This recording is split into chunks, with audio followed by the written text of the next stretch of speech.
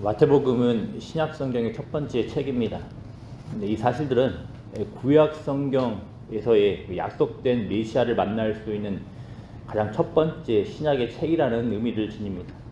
따라서 구약 성경의 약속이 어떻게 신약에서 성취되는지를 보여주는 데 관심이 있습니다. 마태복음은 이에 대한 관심을 족보라는 방식으로 보여줍니다. 하나님께서는 이스라엘 역사가 기록된 구약 성경을 통하여 메시아를 보내주실 것을 계속해서 약속하셨습니다. 이 약속에 따르면 메시아는 아브라함의 자손으로 오십니다. 특히 다윗의 자손으로 오십니다. 이분이 누구시라고 1장 1절에서는 언급을 하고 있습니까? 바로 예수 그리스도시라고 언급을 합니다. 오늘 본문에 언급되는 예수 그리스도의 족보는 바로 이런 메시아 약속의 성취의 관점에서 바라봐야 합니다. 이처럼 신약 성경의 첫 번째 책 마태복음, 또 이 마태복음이 말하는 족보는 하나님께서 반드시 그 약속대로 메시아를 보내주신다는 사실들을 가르쳐 줍니다. 구약 성경 곳곳에서 메시아에 대하여서 언급된 약속이 예수 그리스도를 통해서 성취되는 겁니다. 오랜 세월 동안 하나님께서 반드시 메시아를 보내셔서 자신의 백성들을 돌보실 것이라는 약속이 이제 성취되는 겁니다. 특히 구약성경 마지막 책인 말라기 이후부터 약 400여 년간 이스라엘 백성은 하나님의 말씀을 받지 못하였습니다. 하나님의 말씀이 없었던 것처럼 보입니다. 이 과정 가운데 이스라엘은 숱하게 하나님을 대적을 하는 이방 민족들에게서 고통을 받았습니다. 그래서 이들에게 필요한 것은 하나님이 자신들을 돌보신다는 말씀입니다. 그런데 말씀이 없었던 겁니다. 말씀이 없었던 시대, 과연 하나님께서는 자신의 백성들을 잊으셨는가?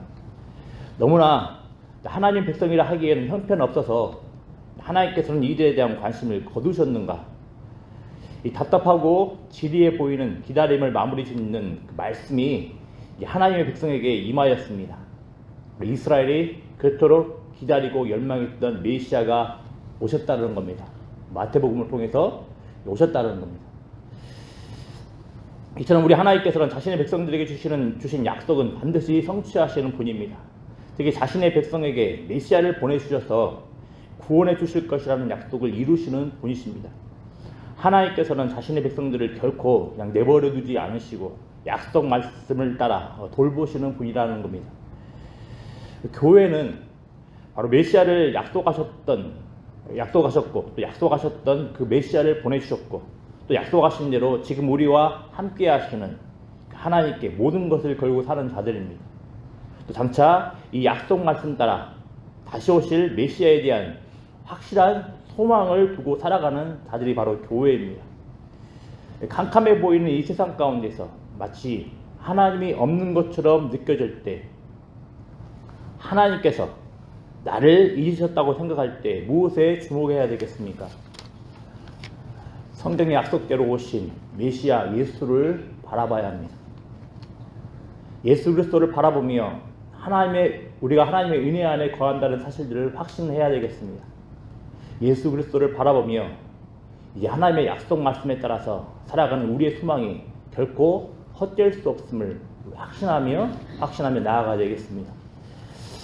이 족보를 통하여서 그 다음 살펴볼 수 있는 사실들은 자신의 백성들을 돌보시기 위해서 왕이 귀환하셨다라는 겁니다.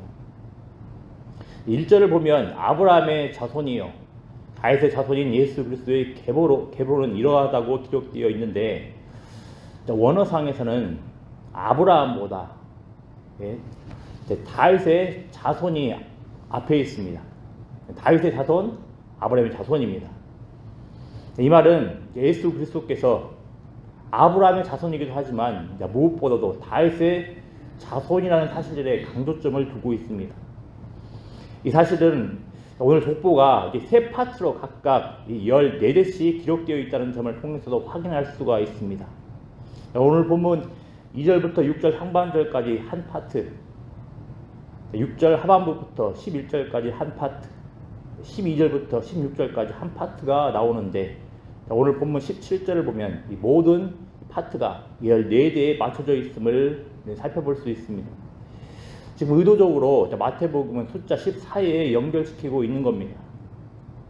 들어보셨겠지만 다윗의 이름은 숫자로 변환하여서 표시를 하면, 그래서 합산을 하면 총 14가 나옵니다. 이 말인즉슨 마태복음의 족보는 지금 의도적으로 다윗을 강조하여서 예수 그리스도가 다윗의 자손으로 오셨음을 지금 말해주는 겁니다. 잘 아시는 대로 하나님께서는 다윗에게 구약 성경을 통하여 이렇게 약속을 하셨습니다. 다윗의 자손에게서 영원히 하나님 나라의 그 왕위를 견고하게 하실 것이라는 약속을 주셨습니다. 이스라엘은 이 약속의 근거에서 다윗의 자손으로 오셔서 영원히 하나님의 나라를 견고하게 하실 메시아 왕을 기다리고 대망했습니다. 소망했습니다. 마태복음의 족보는 이스라엘 백성의 이런 기대와 소망이 다윗의 자손으로 오신 왕이신 예수 그리스도에게서 성취됨을 보여주는 겁니다. 이처럼 마태복음은 하나님의 약속 말씀 따라 자신의 백성들을 돌보시고 악의 세력들로부터 구원해주기 위해 왕이 귀환하셨음을 말해주는 겁니다. 그렇지만 이스라엘 백성들이 기대하고 바라던 그 방식이 아닙니다.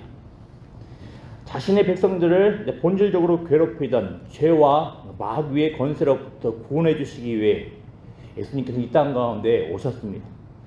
자신의 백성들을 돌보시기 위해 이 땅 가운데 오셨던 왕이신 예수님은 앞으로 살펴보겠지만 자신을 십자가에 내어주시고 구원해 주십니다. 세상에 이런 왕이 어디 있겠습니까? 예수님은 끊임없이 불순종하고 배반하는 자신의 백성들을 구원하시기 위해 생명을 내어주시러 오셨다라는 겁니다. 이렇게 왕이 귀환하셨다라는 것은 예수님께서 자신의 백성들을 향한 그 통치권을 확고히 확립하기 위해 오신 겁니다. 이 말은 왕이신 예수님께서 자신의 백성들을 결코 죄와 사망에 내어주지 않겠다라는 강력한 의지의 결과물이라 할 수 있는 겁니다.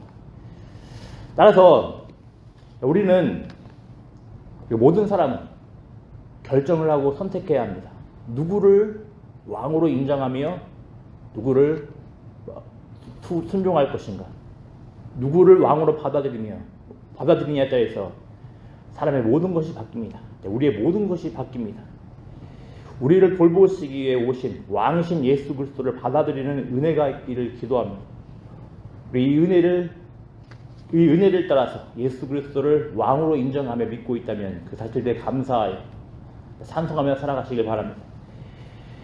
왕이신 예수님의 다스림을 받아 우리의 삶 가운데서 하나님께서 주시는, 그리고 하나님의 백성으로 살아가는 그 복된 삶을 누리시는 복된 은혜가 있기를 기도합니다. 또 족보는 예수 그리스도가 모든 일을 위한 메시아임을 가르쳐 줍니다.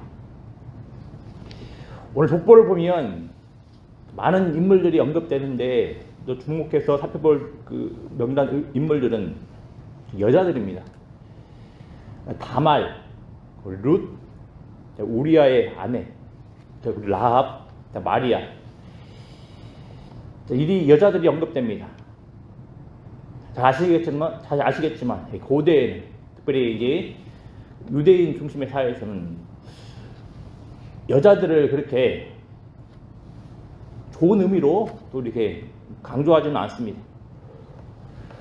또 이 족보에는 유대인만이 아니라 이방인들이 또 언급되고 있음을 보게 됩니다. 아까 살펴보겠지만 라합도 이방인입니다. 룻 또한 이방인입니다. 또 이 족보에는 허물이 있는 자들이 언급됩니다. 다말은 자신의 시아버지와 관계를 맺었고, 또 우리아의 아내 또한 깊게 보면 허물이 있는 여자로 보입니다. 이렇게 유대인 중심적으로 보이는 족보 안에는 이런 인물들이 계속해서 언급됩니다. 이 말은 메시아의 관심이 혈통을 따라 유대인들에게만 있지 않음을 알려주는 겁니다. 이 사실들은 이미 오늘 본문에 나오는 아브라함의 자손이라는 사실을 통해서 우리는 알 수가 있습니다. 구약성경 창세기 12장에서 하나님께서는 아브라함에게 이런 약속 말씀을 주셨습니다. 너로 말미암아 모든 족속이 복을 받을 것이라고 말씀을 하였습니다. 그리고 구약성경 곳곳에서 이방 민족들을 향한 하나님의 관심, 여자를 향한 관심들, 여러 가지 소외받은 자들을 향한 하나님의 관심이 두드러지게 나타남을 보게 됩니다. 이 약속 말씀처럼 그 어떤 특별한 제한 없이 모든 자들이 하나님의 복, 구원의 은혜를 얻을 수 있는 복이 그 기회가 주어졌다고 오늘 족보는 말을 하고 있는 겁니다. 여기서 본질적으로 우리의 자격이나 우리의 공로나 우리의 행위에 따라서 우리 행위에 따라서 구원의 은혜가 주어지지 않음을 알려주는 겁니다. 예수 그리스도의 그 구원의 은혜는 하나님의 전적인 은혜로부터 비롯되는 것을 알려줍니다. 그렇기에 우리에게 소망이 있는 겁니다. 우리들 중에 그 누구라도 우리 자격이나 우리의 공로나 우리 행위를 따라서 하나님에게 우리됨을 과시하여서 이것들을 내세워서 하나님 백성이 되겠다는 그런 허망한 생각을 가지신 분은 없을 겁니다.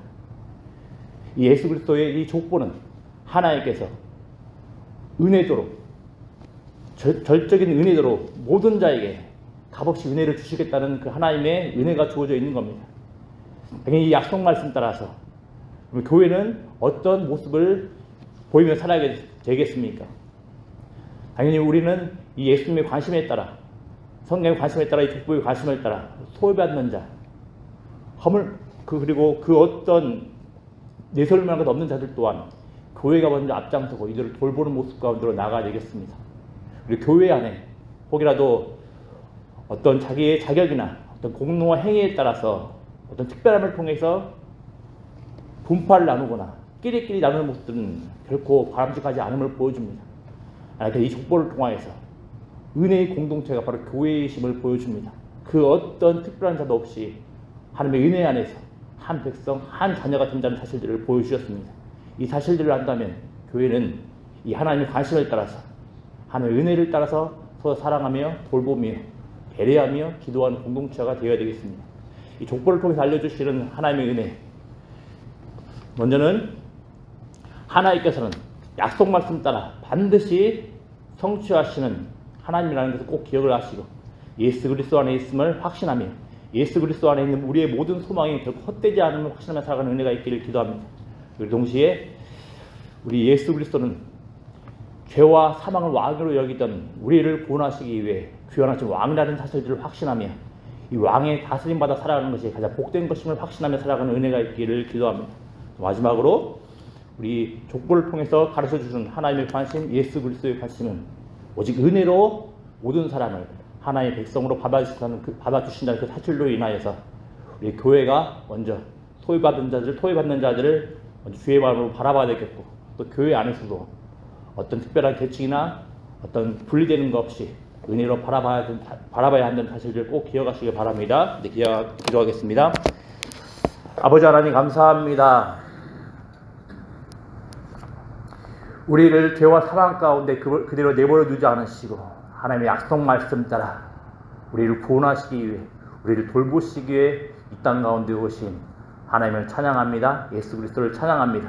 아버지 하나님 간절히 원하고 바라옵기는 우리가 완신 예수 그리스도 안에 있음을 가장 복된 은혜로 받아들이며 살아갈 수 있도록 은혜 되어 주시길 소망합니다.